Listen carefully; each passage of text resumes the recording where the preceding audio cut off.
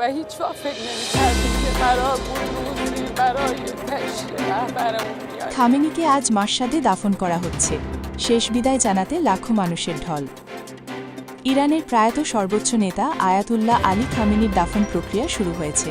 তার জন্মস্থান মাশহাদ শহরে শিয়া মুসলিমদের ইমাম রেজার মাজারে আজ বৃহস্পতিবার তাকে চিরনিদ্রায় শায়িত করা হবে। ইতিমধ্যে আজ ইরাক থেকে উড়োজাহাজে করে তার মরদেহ মাশহাদে আনা হয়েছে। গত 28 ফেব্রুয়ারি যুক্তরাষ্ট্র ও ইসরায়েলের যৌথ আগ্রাসনের প্রথম দিন আয়াতুল্লাহ আলী খামেনি নিহত হন। এরপর তার ছেলে মোজতবা খামেনিকে দেশটির পরবর্তী সর্বোচ্চ নেতা নির্বাচিত করা হয়। একই হামলায় তিনিও গুরুতর আহত হয়েছিলেন। এরপর থেকে তাকে এ পর্যন্ত জনসম্মুখে দেখা যায়নি, এমনকি বাবা ও স্ত্রীর জানাজায় তিনি অনুপস্থিত ছিলেন। আয়াতুল্লাহ আলী খামেনির দাফন উপলক্ষে মাশহাদ শহরের রাস্তায় মানুষের ঢল। 9 জুলাই 2026। ইরানের প্রয়াত সর্বোচ্চ নেতা আয়াতুল্লাহ আলী খামেনির দাফন প্রক্রিয়া শুরু হয়েছে। তার জন্মস্থান মাশহাদ শহরে শিয়া মুসলিমদের ইমাম রেজার মাজারে আজ বৃহস্পতিবার তাকে চিরনিদ্রায় শায়িত করা হবে। ইতিমধ্যে আজ ইরাক থেকে উড়োজাহাজে করে তার মরদেহ মাশহাদে আনা হয়েছে। গত 28 ফেব্রুয়ারি যুক্তরাষ্ট্র ও ইসরায়েলের যৌথ আগ্রাসনের প্রথম দিন আয়াতুল্লাহ আলী খামেনি নিহত হন। এরপর তার ছেলে মোজতবা খামেনিকে দেশটির পরবর্তী সর্বোচ্চ নেতা নির্বাচিত করা হয়।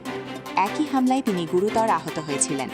এরপর থেকে তাকে এ পর্যন্ত জনসম্মুখে দেখা যায়নি, এমনকি বাবা ও স্ত্রীর জানাজায় তিনি অনুপস্থিত ছিলেন। খামেনির দাফন প্রক্রিয়াকে কেন্দ্র করে আজ সকাল থেকেই মাশহাদের রাজপথে লাখো মানুষের ঢল নেমেছে।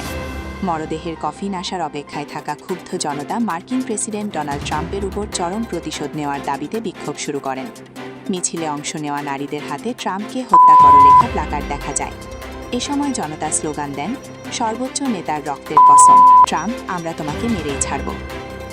এর আগে গত এক সপ্তাহে খামেনি এবং তার সঙ্গে নিহত পরিবারের অন্য 4 সদস্যের মরদেহ ইরান ও ইরাকের বিভিন্ন নগরীতে নিয়ে যাওয়া হয়। তেহরান, কোম এবং ইরাকের নাজাহ ও কারবালার প্রতিটি জানাজায় লাখ লাখ মানুষ অংশ নেন। শিয়া ধর্মীয় শোকগাথা এবং বিপ্লবী স্লোগানে মুখর ছিল এসব অনুষ্ঠান। তবে কয়েক মাস ধরে যুক্তরাষ্ট্র ও ইসরায়েলের তীব্র সামরিক হামলা মোকাবিলা করে টিকে থাকলেও ইরান এখন বড় ধরনের আভ্যন্তরীণ চ্যালেঞ্জের মুখে। একই সঙ্গে প্রায় 37 বছর ধরে দেশ শাসন করা আলী খামেনির রেখে যাওয়া রাজনৈতিক উত্তরাধিকার নিয়েও দেশটির ভেতরে তীব্র মতভেদ ও বিতর্ক রয়েছে। গত 28 ফেব্রুয়ারি ইরান যুদ্ধ শুরুর পর থেকে মোজতবা খামেনি জনসম্মুখে আসেননি। এ সময় তিনি কয়েকটি লিখিত বিবৃতি দিলেও তার কোনো ছবি, ভিডিও বা অডিও বার্তা প্রকাশ করা হয়নি।